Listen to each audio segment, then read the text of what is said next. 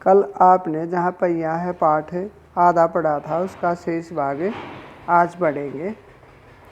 1992 में अंतर्राष्ट्रीय महिला दिवस के बाद यह जिला कभी भी पहले जैसा नहीं हो सकता, क्योंकि अब सभी महिलाओं ने साइकिल चलाना सीख लिया था और साइकिल ने क्रांति ला दी थी। यानी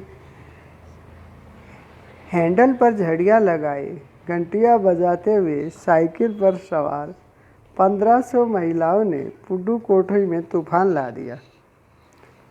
महिलाओं की साइकिल चलाने की इस तैयारी ने यहाँ रहने वालों को हक्का बक्का कर दिया। हक्का बक्का करना, हैरान कर देना।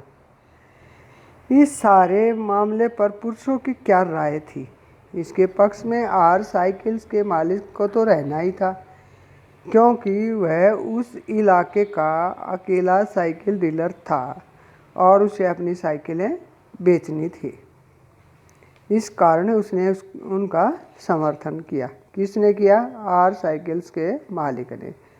कुदिमी अन्नामलाई की चिलचिलाती धूप में एक अद्भुत दृश्य की तरह पत्थर के खदानों में दौड़ती भागती 22 वर्षीय मनोरमनी को लोगों ने साइकिल सिखलाते देखा।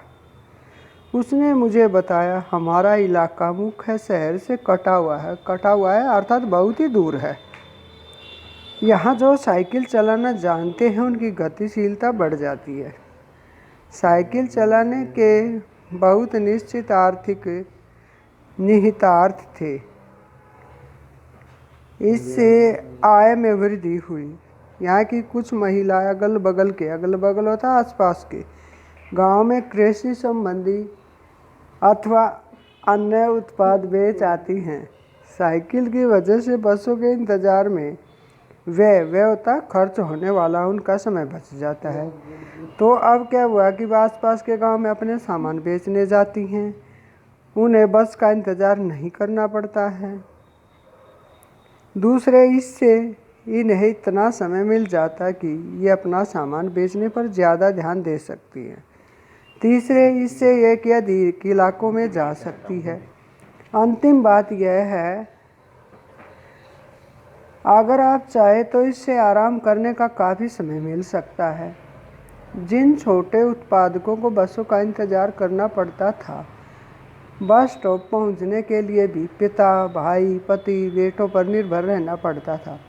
अब वे अपना सामान बेचने के लिए पहले तो गिने चुने गांव में ही जा पाती थी और अब दूर दूर तक जा सकती हैं।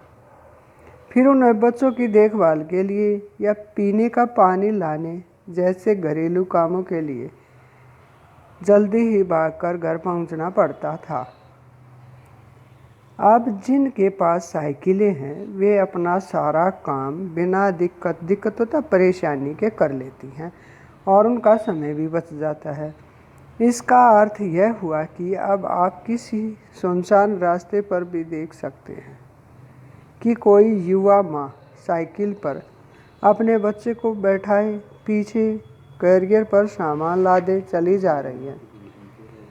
यानी अब क्या हुआ कि वे किसी पर निर्भर नहीं है, अपने बच्चों को भी साथ ले जा सकती हैं, अपना सामान भी बेच सकती हैं।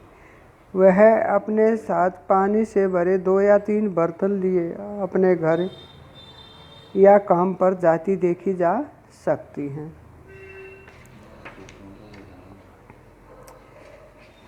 अन्य पहलुओं से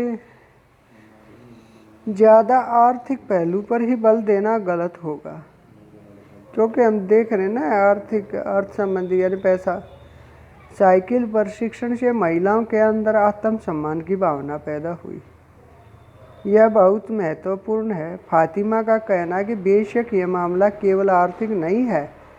फातिमा ने यह बात इस तरह कही जिससे मुझे लगा कि मैं कितनी मूर्खतापूर्ण ढंग से सोच रहा था।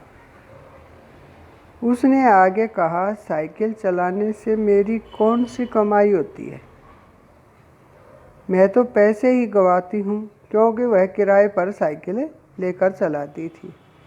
मेरे पास इतने पैसे नहीं हैं कि मैं साइकिल खरीद सकूँ, लेकिन हर शाम मैं किराए पर साइकिल लेती हूँ ताकि मैं आज़ादी और खुशहाली का अनुभव कर सकूँ। पुडुकोट्टई पहुंचने से पहले मैंने इस विनम्र के बारे में कभी इस तरह सोचा ही नहीं था। मैंने कभी साइकिल को आज़ादी का प्रतीक नहीं समझता था। एक महिला ने बताया, लोगों के लिए यह समझना बड़ा कठिन है कि ग्रामीण महिलाओं के लिए यह कितनी बड़ी चीज़ है। यानी जैसे लोग हवाई जहाज़ में सवारी करते हैं, उस गांव की महिला साइकिल पर बैठकर ही इतनी खुश होती थी।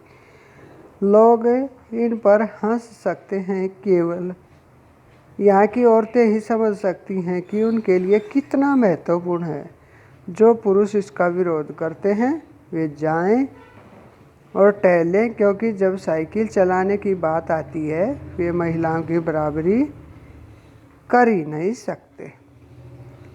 यानी साइकिल को प्रगति का प्रतीक माना गया है, उनकी आज़ादी का प्रतीक माना गया है।